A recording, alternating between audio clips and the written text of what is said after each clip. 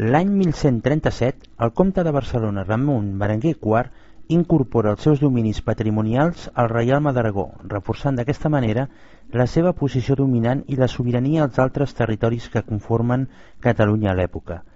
Després participa en el setge i conquesta d'Almeria, aliat amb genovesos, conquereix Tortosa, Fraga i Lleida i finalment Siurana de Prades, darrera plaça andalusí a terres del Principat. La corona catalano-aragonesa és ja un fet, però cal precisar davant de tant discurs malintencionat que aquesta unió no suposarà de cap manera la unió dels regnes que continuaran mantenint llurs institucions i lleis.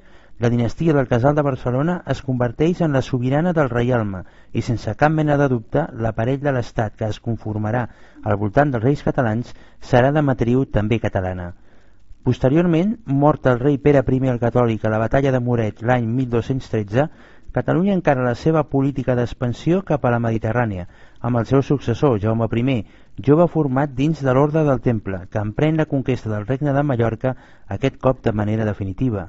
Unes 150 naus salpen dels ports de Salou, Cambrils i Tarragona i un any després es guanya a l'illa. La conquesta ja no té marxa enrere. Repoblada Mallorca, Jaume I impulsa la conquesta de València, prenent possessió de la capital l'any 1238 i conquerint la resta del territori el 1245.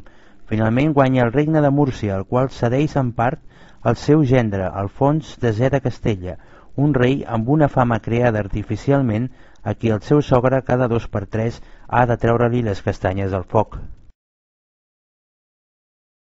Cercle Català d'Història, www.cch.cat, el portal de referència en recerca històrica del nostre país. Visita'ns!